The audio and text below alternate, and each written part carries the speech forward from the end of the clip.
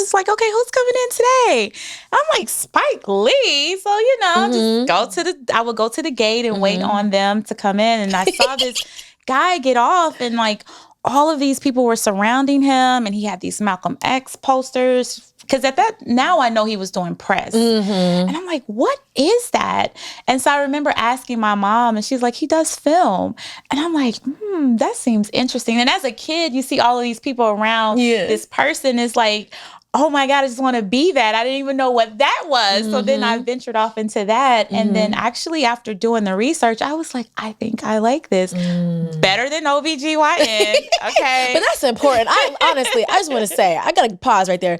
Y'all, I appreciate that Michelle, as a child, wanted to be an OB-GYN because women's health is so important. It is important. And the fact that you were, as a young girl, like, I want to know more about. I want to know more. The lady parts. The parts. And what they all look like, you know? I mean, that's amazing. Now I'm in the film space, and I couldn't even imagine being an OB-GYN now. A lot going on. There's a lot going on. So I couldn't even imagine that would be my career path. It's a ministry. Hey y'all, welcome to Inside Out Podcast Season 2. I'm your host, Yhá Mourhia Wright. The intention of this podcast is to enrich your life with behind-the-scenes interviews and conversations from thought leaders, entrepreneurs, and creatives about how they live their lives from the inside out. Enjoy.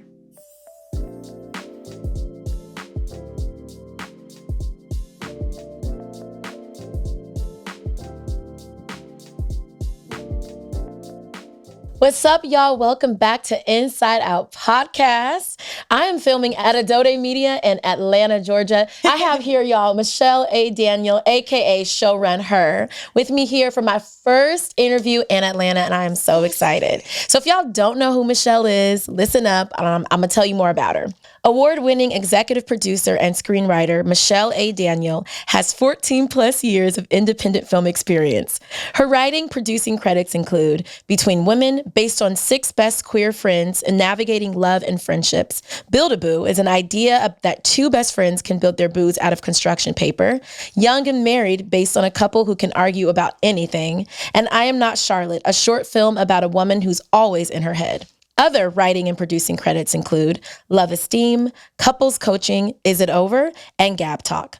Additionally, as an award-winning producer, Michelle has led productions to success in some of the most sought-after film festivals, including, y'all, the American Black Film Festival, or ABFF, and Bronze Lens Festival. In the digital network sector, Michelle was the director of video for TV One, where she executive produced for networks like Bossip, Headline Heat, Cassius Life, iOne Digital's Creative Class, and Madame Noir, to name a few.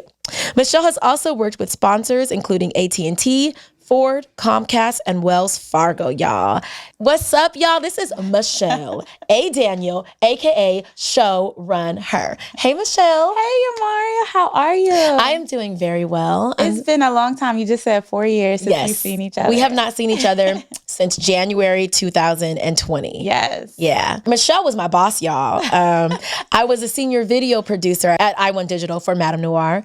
And it has been 4 years. It's been 4 years. 4 years. And actually, Build-A-Boo is the connective tissue. Yeah.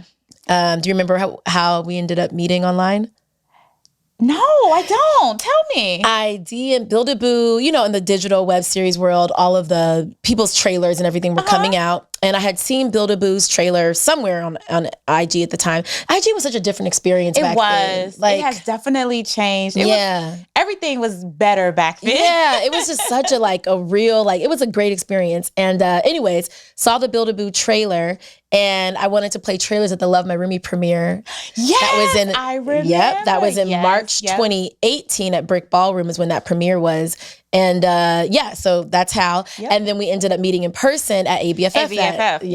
Yep. Now I Am Not Charlotte year. Yep, I Am Not Charlotte. Because you was like, are you going to Miami? I was like, girl, I'm going to be there. And you know what I specifically remember when we went out to that little, it was like a club night that night. Oh, that was the night. Oh my God. Are you going to ABFF this year? Maybe. What is it now? It's January. Yeah. I got 6 months to decide. Kind of. Probably should save. It gets expensive. I sent you Buildable over. Okay.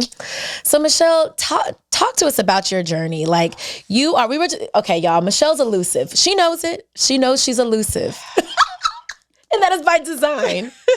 So your Instagram, by the way, has grown a lot. Yeah. Like, I love how focused you've been on really helping filmmakers find resources. You're doing your grant workshop soon. What day is that again? January 18th. The January 18th. And you said that's the last one of the year. That's the last one because, so last year, I said in 2023, December, I was like, I'm going to do 1 year of just the Showrunner brand. Because I've been trying it for years, even when we were going to the ABFF. And for some reason, it just didn't click. Like, I don't know what it was, maybe timing. And I said, you know what? In December 2023, I said, oh no, what are we? December 2022, I said, I'm going to just commit to it for 1 year. Okay. Like honestly, wholeheartedly, no playing around 1 year. Okay. And I did. And it grew, oh my God. That energy. It just grew rapidly. And that's why I believe in the perfect timing and trusting the process. Because back then, I don't think I was as ready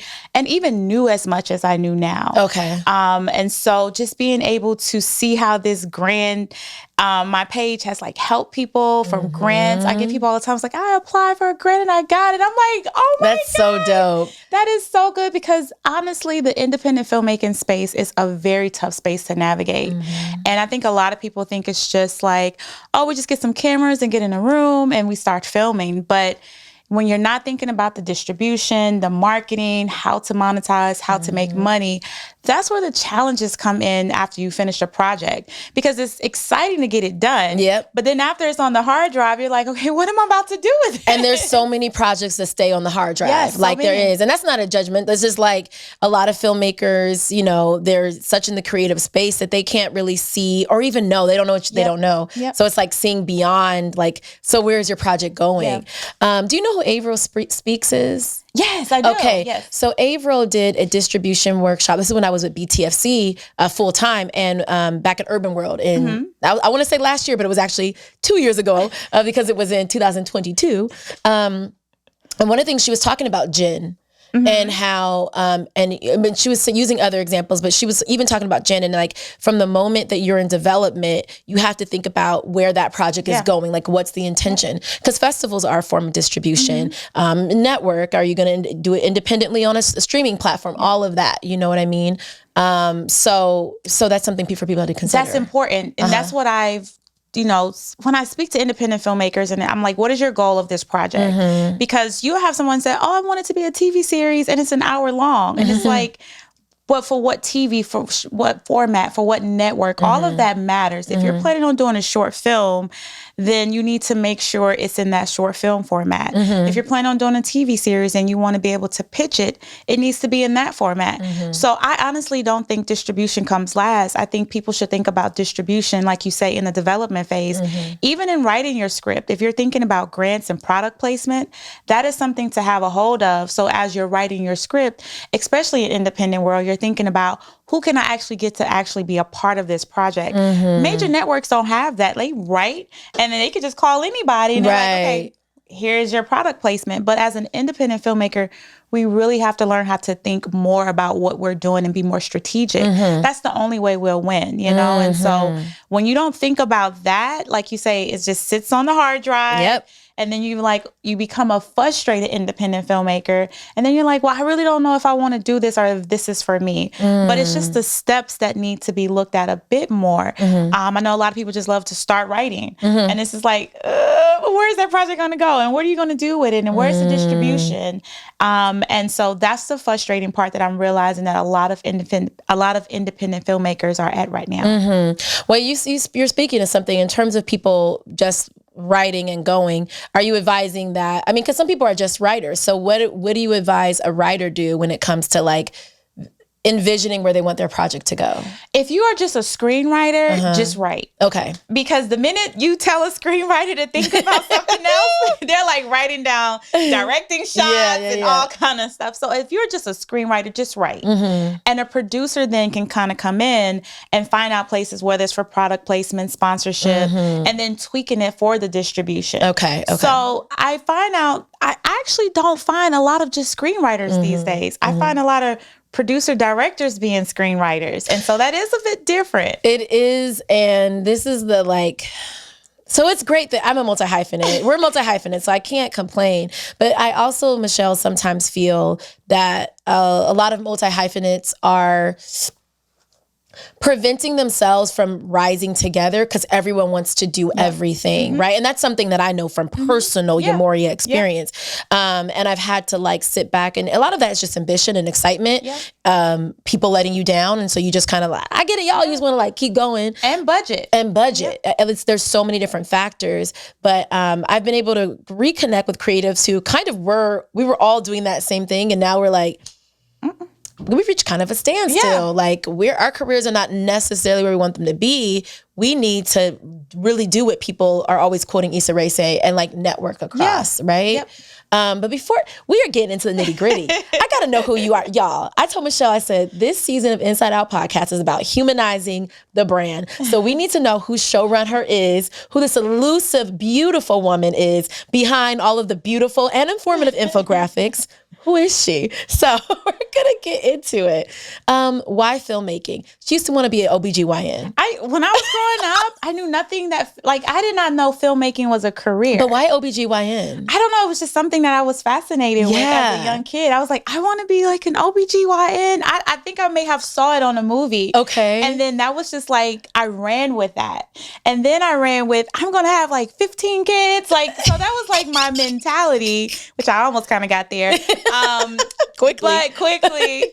And that was just where I wanted to land. And it wasn't until I had to go to work with my mom. I don't know if everybody else, my mom didn't have a babysitter. She did not allow nobody to watch me. Okay. She's you coming to work with me. Okay. And so she worked at the airport, and the best thing for me to do at the airport was just to type in the celebrities that were coming in for the day, because I'm just the only child. So were you just this is back in the day, y'all, because this is back in the day. They allowed you to be behind the kiosk, behind the desk? This was back in the day. You was behind the desk? I'm about to tell my age. It's okay. Listen, we are black, don't cry. I feel I'm about to tell my age. Okay. And this was before security and a lot of things were But you were really behind the kiosk? If I'm checking in, there was little Michelle there? So my mom worked in the cargo area. Okay. So I was behind the kiosk in a little cargo area. You had a little certain, because back then you had a code because celebrities had to be treated differently when they arrived. So it was a code, that protocol, everybody in the airport had to know who was coming in. So I used to just okay, who's coming in today?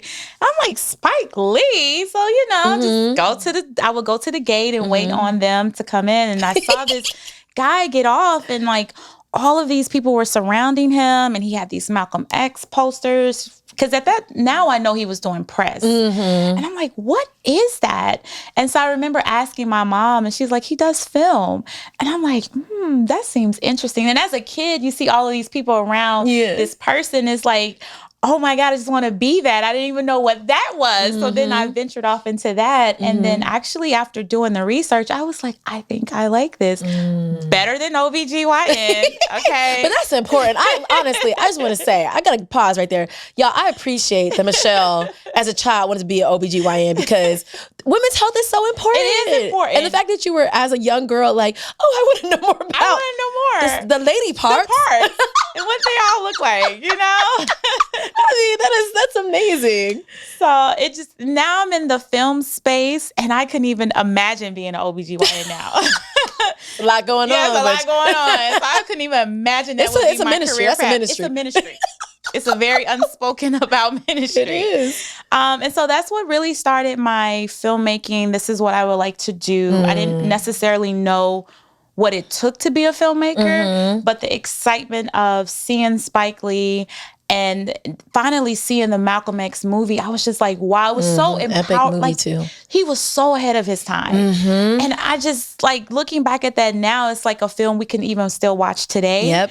And so I was just so inspired by him, and he's always been my inspiration. I'm I love Spike so much. I just cannot wait till I physically meet him one day, because he definitely jump-started my career in this filmmaking space. That's amazing. How many years later was it until you started your filmmaking journey? Did you continue to pursue film from there, or was it kind of It was years. Like, I just knew that's what I wanted to be. And then I'm from Baton Rouge, Louisiana. We're a little small town. Dreams like that just don't happen often. And so the goal was go to school, find a career. And that was like my new journey. Even though I felt like filmmaking was for me, it just felt like it wasn't something that I would be able to achieve. It just felt so Hollywood. Let's say that. It just felt so Hollywood. And so I graduated and then I had kids. So I was like, yeah, film is not going to work right now. I have kids to raise. And actually, it wasn't really until I had my kids that I was like, you know what? I should be doing what I want to do, like for me. And so my kids were actually the reason why I started pursuing film again. I was like kind of a stay-at-home mom. I had my family helping me. And I'm like, well, what is it that you really want to do, Michelle? Like, what do you really want to do? And at the time, my best friend was in Georgia State for filmmaking. And she was like, well, I go to school for film. And everything kind of just started like aligning. I was like, you know what? I need to really get back into that. Wrote my first script. If I look back at it to this day, oh my God, it was so horrible. What was it? It was a series that I was writing, which was the first set of Between Women. Okay. And oh my God, I cannot believe I emailed that script to cast members. I'm just like, I hope no one ever releases that. It wasn't what I thought. And again, I didn't go to school for it. So I'm just like writing like stories or what I think it should be. And I just kind of like winged it. What does your life look like? We were talking about motherhood and indie filmmaking. So like, how was that? So you're exploring filmmaking and you were a mother of 4 at the time. It was hard. And I definitely understand the moms that are like balanced. And I don't want to necessarily pursue my career until the kids are graduated out of the house because it's a huge sacrifice. Like not being home and the amount of money that it takes to do filming, that is coming out of your household. And to this day, my kids do not like filming because since 7, they've been holding boom poles. I have had them holding boom poles, cameras. They're just like, oh my God. And so they're really not even with my filmmaking career right now. But it was a struggle. It was a struggle because I look back at it and it's days where I really wish I would have been home. Like I really wish I would have been with my kids. But I think at that time we were in like this hustle of you gotta go, you gotta get it. And then it's soon going to like happen for you. But not understanding that this takes time. It takes time. It takes years. And if I would have known that, I would have just took a seat back and appreciated all of my moments with my family and been there more. Because I'm still in the grind of it, you know, and it just doesn't happen. A lot of people think it's overnight. You know, I know we see a lot of people, even if we look at the Issa Rae, like she's been at that, you know, it wasn't something that just happened. She came out at a time where YouTube was getting ready to transition, but she had been into filmmaking. And when a lot of people saw that she had Awkward Black Girl, they was like, oh my God, who is this girl? It's like, but if you wasn't in an Awkward Black Girl phase, then you don't know anything about Insecure, you know? And it takes a while. And it's sometimes days it feels like it's taking longer to get there. Shoot, who you telling? Just having this conversation. It's taking longer to get there. But when it comes to you know, having a career like this in the entertainment industry and kids, I always tell people, like, just sit back and enjoy. Because once them kids are out of the house, girl, it's hard getting them come back for Christmas holidays. You be like, you're not coming back home? Like, no, I'm with my friends. It's just the transition of life. And so I always try to tell people, like, you kind of only have 18 Christmas or 21 Christmas with your kids, and that should be always the focus. And then career should figure out how to balance that in between.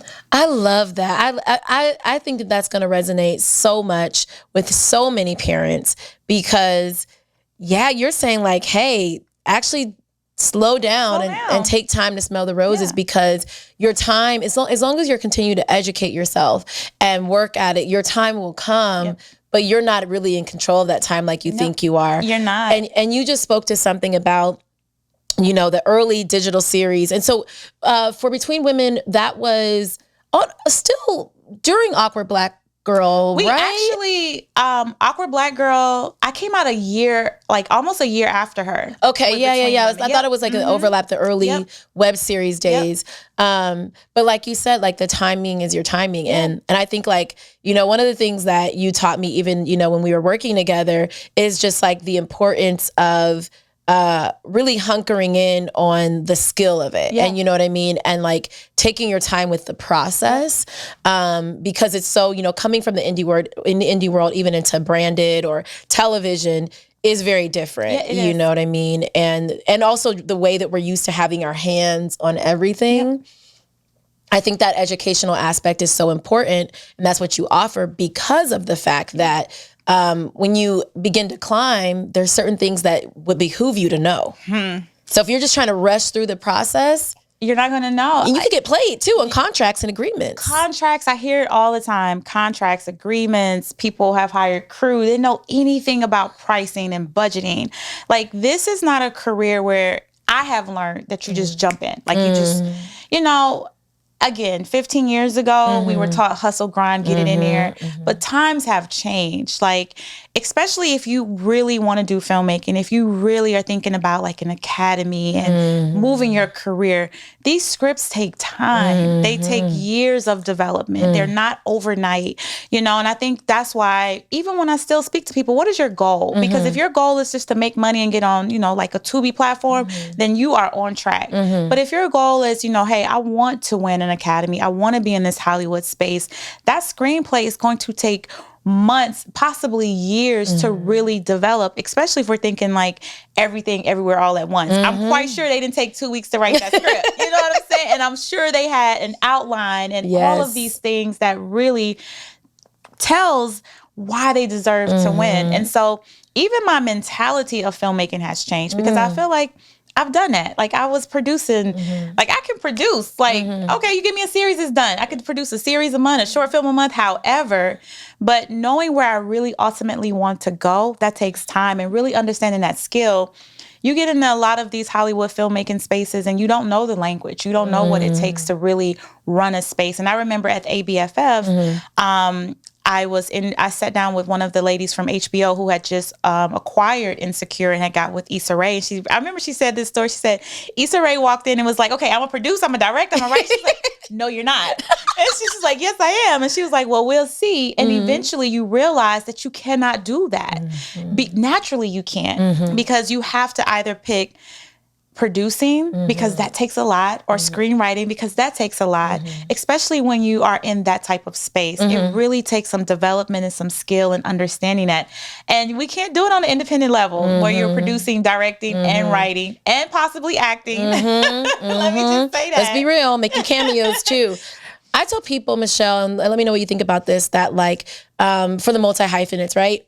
You can work in seasons. Yeah. So like in seasons, to really hone in on your skill, maybe they're not 3 months, they're not quarter, they're like literally maybe a year, maybe more. But like maybe for this season, I'm just yes, I'm a director, I'm a writer, I'm an actor, but this season I'm a producer because I need to hone in on that. And then maybe, I'll trickle in some acting classes and, maybe the next season I'll transition into acting. Like, what do you think about that? I agree with that. I'm writing a script now, but over the last couple of years, I have like shied away from screenwriting, just producing, because I think it's one of those things where I could do with my eyes closed. Like I love producing. Something about screenwriting and directing, I'm like, oh, how do they? Screenwriting scares me, and I love to write. Do this? Yeah, like, scary. How do they really get all of these characters to make sense? And with directing, I'm like, how do they think of this shot? Like, it really takes a lot of thought process for me. I love it, but it takes more time. So even with writing a script now, I've been writing it for months. But with producing, I can just kind of like jump right in. Yeah. And I get it. Everyone has, I personally don't desire to be a director, honestly. I really don't even desire to be a screenwriter because it's a lot that's involved. Especially if you're thinking about producing, writing, and directing your own project. Yeah. it can kind of, a lot of things can kind of get lost in like, you're like, okay, what happened to this project? You truly do need other roles on there to help you really identify the certain areas about your project. But I do believe that you can be a producer on one project, a director on another, or just maybe your acting season. And whatever it is, it allows you to really like just stay focused on that, and you're actually able to do a better job with it. The producing, directing, acting, editing, all of that can be, it's a challenge. Yeah. It's a challenge. Yeah. I mean, editing for me has always been out of necessity. That's how I learned it. That's how I know anything I know. You're like, I have an editor. Yeah. Yhá Mourhia is the only person I know that has an editor. Every time I'm like, who's editing? I have an editor. I have an editor. Oh no, I have a music supervisor. Everything. Like, Yhá Mourhia's like, I'm not touching posts. Yeah, I don't care. I don't care how independent I am. I am not touching posts. I do not touch posts because I've done it and I know how and it's still time consuming for me because I am like, my director's cut. I mean, my paper cut notes are like, I still do them the way we did them at I1. I still do them like in the Excel sheet, time code. Like I know there's Frame.io, Dropbox. I'm old school still. I still need a Google sheet. And then here and link here, image here, overlay here. Like and it's then still referencing it back to when I watched the edit. Yeah, I'll be like, that note was skipped, circling back. Yes. You know, sometimes I'll be like, why should I even watch it? Did you do anything? No. So it's true. Again, that's why I need an editor. My editors have been really, really patient with me. I've been very blessed. And it was very hard to find like anybody in post that like I could actually work with. Michelle, what is your purpose? Like I just did that, boom. You know, at one point in time, I really thought I knew. Like, to be really honest with you. And as life happens, you're just kind of like, what is my purpose? You know, especially when things are not going the way I felt that they should go or where I thought they should go. I was having a conversation with someone the other day, and I'm like, I've been filmmaking for 15 years on an independent level. Do I feel like it's a huge gap between indie and Hollywood? Yes. Do I feel like that gap is going to get fixed? I don't necessarily think so. Even when we think about like Tyler Perry being a billionaire in the film industry and then looking at the independent financial world, it feels so far. Like, I don't know if people understand what it means to be a billionaire. Like, that's a lot. And I'm just always sitting back like, I wonder who's going to be the next billionaire in the film industry. Because when you're doing like a lot of these indie projects and you're monetizing on a smaller level, you're literally just taking that money and then making it into another film or putting it back into marketing or something. So it's like, where's the profit to even be a millionaire versus a billionaire? And so lately, if I'm just being 100% honest. I love the honesty. I have moved back to Atlanta to really find my purpose again. Because this is where I started with film. This is the heart of me. This is where 15 years ago, I ran these film streets down. And I felt like I knew what it was. And, you know, I ventured off and moved, worked at TV One, traveled. And I just felt like I have lost what my purpose is. So coming back to Atlanta, I drove back and I'm like, I'm crossing the Atlanta line. I'm like, oh, here, back in Atlanta again. Life be like that. Life be like that. You know, it's full circle. And like, I'm really trying to figure out like, what is next for me? Because a lot of things that a lot of independent filmmakers are doing, and nothing against them, I've done. Like, I've done the distribution, the monetizing, the film festival. I've had my own SVOD network. Like, I've done all of these things. And I'm like, what is really next for me? So I'm honestly trying to figure out my purpose. And originally I wasn't okay with that because people make you feel like you should always know what you're doing. And I'm like, I don't. Like, I honestly do not know what I'm doing. And I'm okay with saying that because I need to figure it out. Like, I don't want to fake and say, oh, I know what my purpose is and I know this is what I'm doing. And I don't even know what that is. I love that. That answer is like, that's an honest answer. And that's honestly, here's the thing. Do you know the book, The Garden Within? Are you familiar? No, I'm not. The Garden Within, she talks about purpose. She talks about passion. She talks about healing, mental health. I think you'll really like the book. It's really good. But anyways, a lot of us don't really know. And I think that a lot of us tie purpose, and this is something This is something that I've been really intentionally like kind of steering this season of the podcast in the direction of, and it's not knowing and the power of just being. Yeah.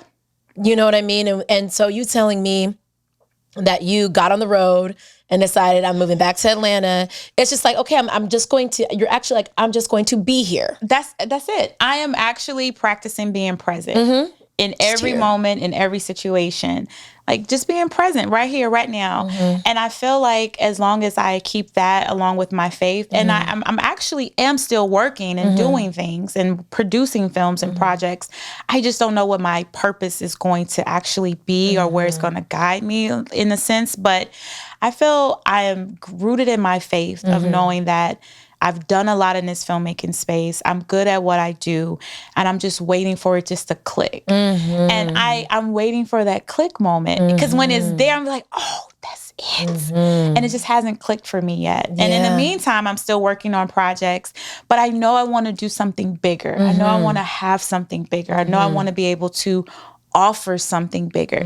I just don't know what that is. And I've been like praying and fasting about that. Like, God, like, what is it that you want me to do? Because every time I'm in the driver's seat, girl, with God, he just be like, okay, we're... Ciao. So now I'm in the passenger seat and I'm doing my part and I'm trying to figure out where he's going to take us. So I think, coming back to Atlanta was the first part, because I prayed about that. I'm like, okay, God, I ain't been in Atlanta in 4 years. Yeah. Atlanta's a whole nother country. Like, that's what she told me, y'all. It's a country. Like, it's a whole thing. It's a whole experience here in Atlanta. And I've been here before I moved. I was here like 25 years. So it's like it has changed. And so I'm like, okay, well, I'm just going to get to Atlanta. I prayed about getting here, open the door. It opened for me. And so I know I'm moving in the right direction. I haven't gotten all the pieces together. And I love the Jakes family so much. And I'm always listening to TD Jakes. He's like, God's not going to tell you the whole plan. I'm like, but why not? I know. I need to know. I know. So, I know. It's just like, I say I've concluded, but I haven't concluded, because some days and moments I forget this. But generally speaking, I'd like to believe of myself that I've concluded that like life really does unfold before you. Yeah. You know what I mean? And we really do have to allow ourselves to put one foot in front of the other to discover that. Yeah. You're talking about your faith. I want to, like, how important has that been? And you're so grounded. Like, so again, not many people are privileged to be in Michelle A. Daniels' presence. But let me tell you, I've been in her presence, and you have a very like centered, grounded, calm, strong, but feminine. But femininity is strong, but like it's like strong, but like also very soft. Like you have a presence. Depends on what day you get me. I mean, I see Michelle upset. Let it be known. It depends on what day you get me. But I mean, you are very centered. And so what is that your faith? Like, what do you know what makes you that way? So I grew up a preacher. My father was a preacher. Okay. So I grew up in the church. So I don't have no excuse to be out here acting like I was acting some days. Okay. I knew better, know better. Y'all know PKs be, know better. So I grew up in the church. My father was a pastor, and we are Pentecostal full gospel. So I'm talking about fasting and like it was real. And so I have always came back to my faith regardless.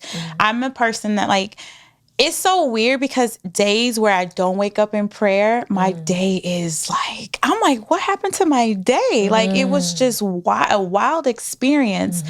But I have this, in being honest, on and off like thing with God. I'm like, well, what are you doing? What are you doing with me? Because I'm feeling very frustrated, or should I say, abandoned at times. Ooh. And that's just a real honest like feeling that I have.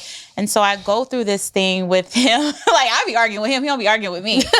God be like. He be like, okay, whatever you got to say. But I'm like, well, where are you? Like, I don't hear you. I don't feel you. And I think in those moments is where I have completely lost myself. Because I think I know what faith is staying rooted and staying grounded and believing that regardless of the situation or regardless of what you're going through, that God has not left you and he doesn't leave you. And that's so hard to believe at times, because I'll like things will be going on in my life. I'm like, are you busy? Like, I know you like tending into the world, but can you just slide over here real quick? Like, do you hear me? Am I praying right? But keeping the faith and knowing that God's timing is his timing. Like, I have wanted him to come through on my time all the time, and he just doesn't. That man does not move. You can cry, you can pout, you can scream. He's not gonna budge. And that's also what I love about him. Very structured, very grounded, knowing like the plan, and he just doesn't waver from that. And I think as humans we do, you know, in our everyday. So I, especially over the last few years, have really gotten into my faith. And what does that mean? Because that has allowed doors to open for me. Even in my uncertain moments, I have still always been okay. And everyone is not okay, you know? And so for me, religion is super important. You know, even right now, God and I are on this battle right now. Like, I ain't even gonna lie. Like, I'm here in Atlanta. I'm like, okay, like, you know what it's looking like. Like, what's up? And, you know, still silence, but I still know he's working.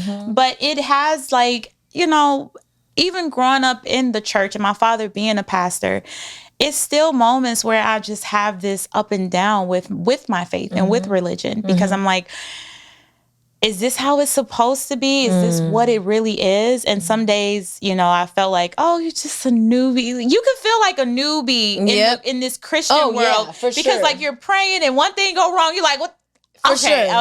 That ain't what you're supposed to be doing. But I'm trying to learn how to be more of a mature Christian, where I understand that, you know, I don't have to be worried about things. I don't have to be, you know, stressed about these things, that God is going to provide regardless. And when he does, I'm going to look back at it. And so that's just kind of where I'm at with my faith too. I'm really trying to be a mature Christian. Like, I'm trying not to be a freshman in this thing. I love that. I don't think I ever heard anybody say, like, I'm trying to be a mature Christian. I'm trying to grow up finally. Like, I feel that. I feel that through and through. It's a process. It's a process. Faith is a process. Faith is a thing. And I don't think a lot of people really understand that. But to have faith and include that, and regardless of the days, still be like, okay, God, I trust you.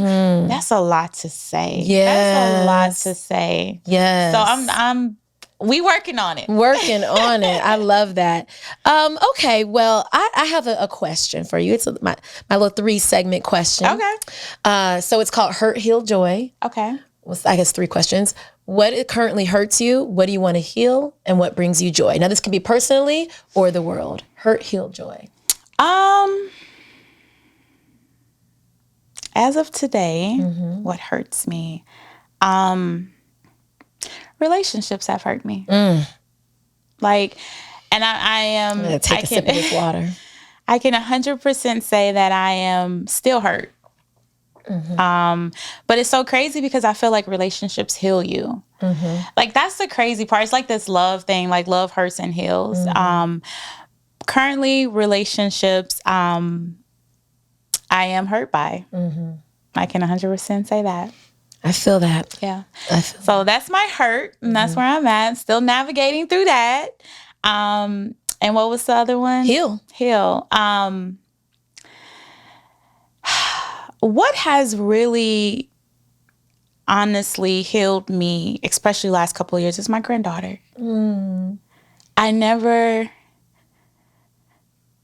I don't know if it's because, like, I missed a lot of moments in the film world when my kids were like this age. Because again, going back to that conversation of like balance and remembering those moments. And so, like, having my granddaughter and just like really being present with her, like, oh, she's crawling, oh, she's walking, oh, she's talking. She has definitely given me a different outlook on life, because it was, I mean, especially during the pandemic, I was like, I don't know if I'm gonna make it. Like, honestly, like, it was just a challenge. Where I was just like, I don't know if I'm gonna make it. I don't know if this film world is gonna be for me. And then I saw her, and I've had her, like, I always have her. And it just breathes a new life for me, you know? Wow. And you just kind of look, I'm like, I had kids and I have a granddaughter? Like, oh my God, like, it's weird. It's like this weird feeling. And kids don't even know what's going on. Like, I can be in the thick of my day and she's just like, Cookie? Like, you know, it's just like, oh, this is so they just bring you back to reality. Like none of this really, truly, really matters. What matters is, again, just being with family, loving on your family, being a good person.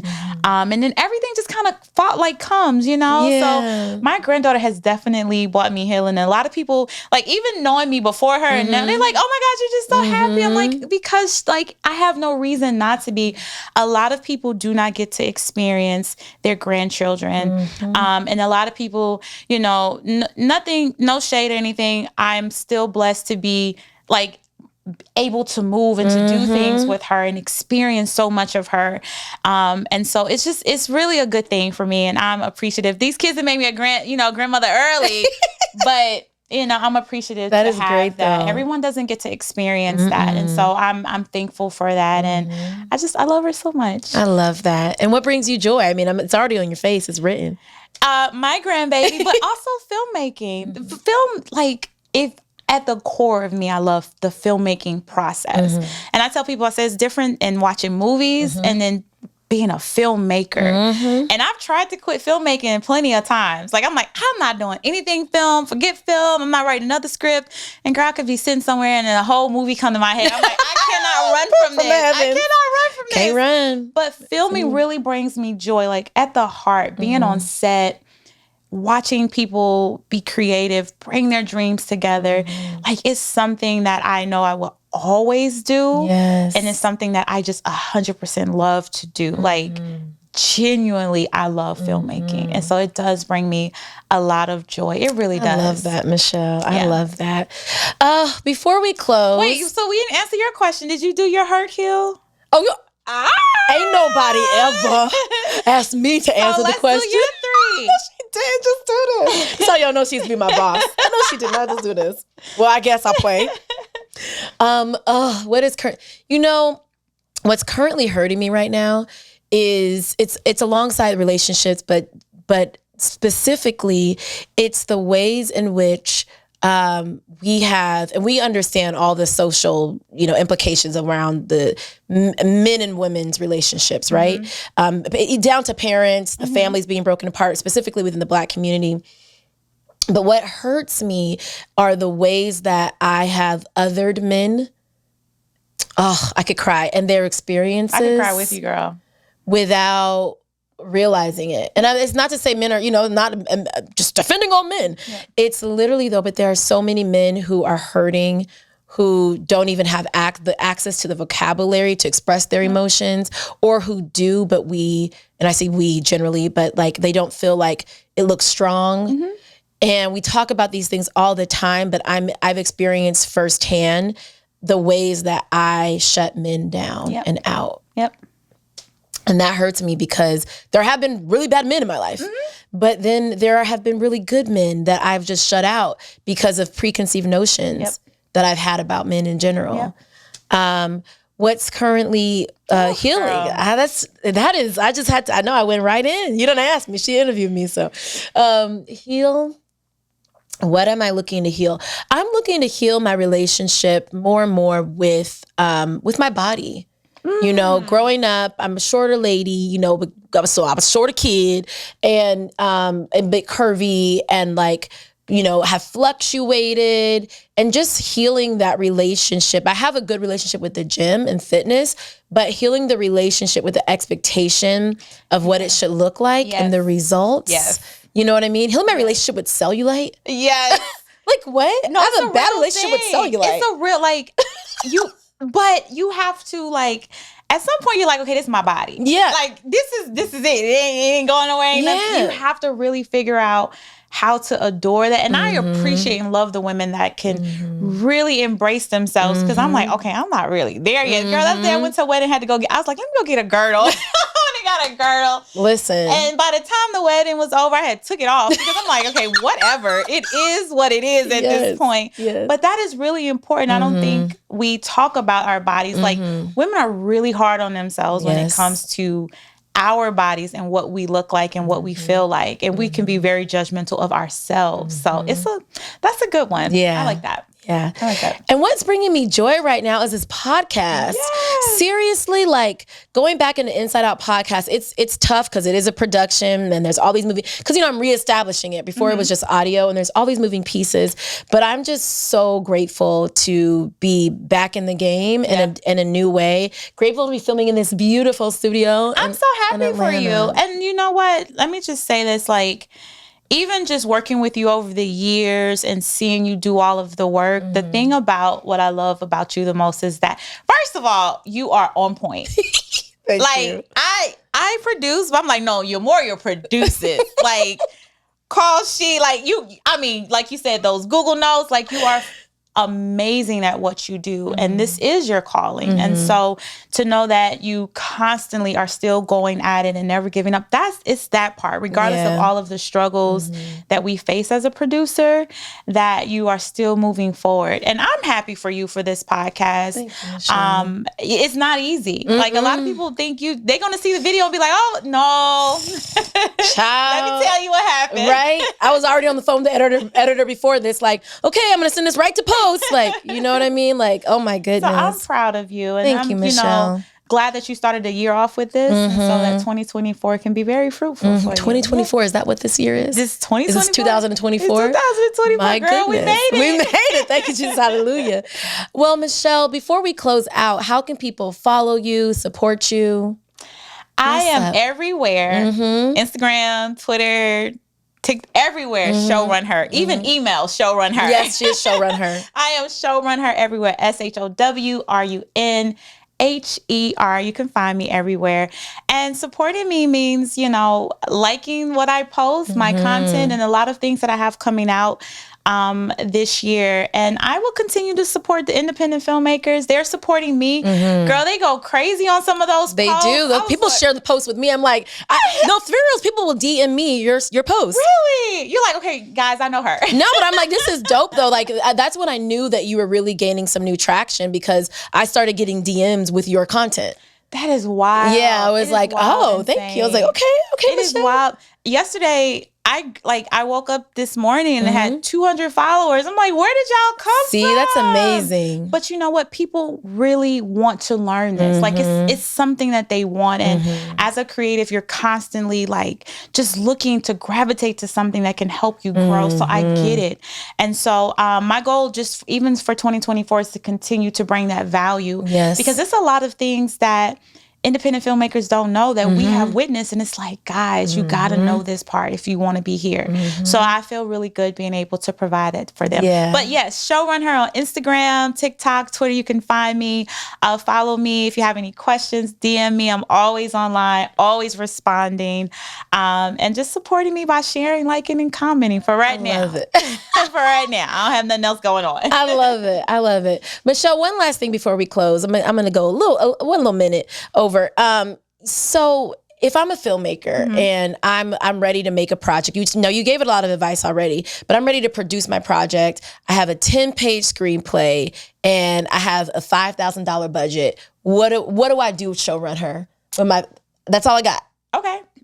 I think one of the main things you should invest in is equipment. Okay. Equipment. If you have just $5,000, equipment is your number one priority, because it doesn't matter. You're going to get actors that don't mind coming onto your project. You're also going to get crew that doesn't mind. You can find crew that's in the place of, I haven't created anything in a while. I need something new to add to my reel, my resume. And so you'll get the crew to come on.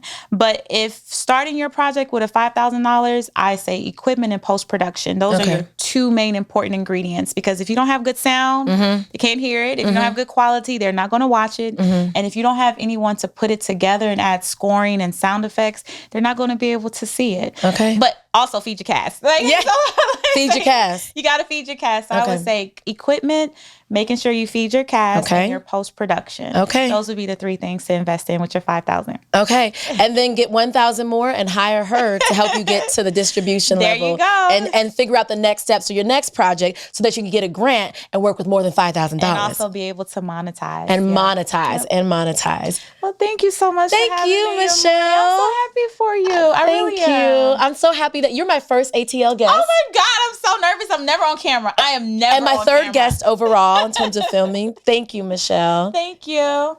Bye, y'all. This has been another episode of Inside Out Podcast. Be sure to follow, subscribe, all the things. And also, if you are really down to help Inside Out Podcast keep going, I have a Patreon. And for only $15 per month, you can become a member. And every quarter, I will send you Inside Out Podcast swag. By the way, this is your mug. That's really? Your Inside. Yeah, that's all you. Oh my God. Now I'm excited. I'm so excited. This is for me. That's the best part. Bye, y'all. Thank you.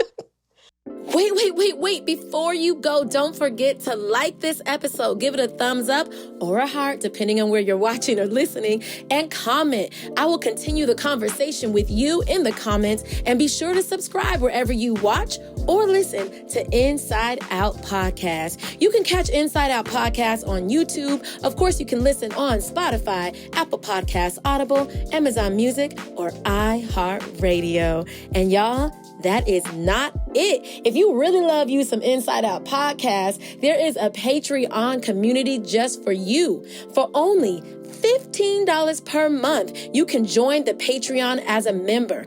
And every 3 months, I will send you some Inside Out Podcast swag, y'all. Yes, straight from the Inside Out Podcast store, just for showing us some love. You can, of course, follow Inside Out Podcast on Instagram and TikTok. Thank you for showing us love, and stay tuned for the next episode. Whoa.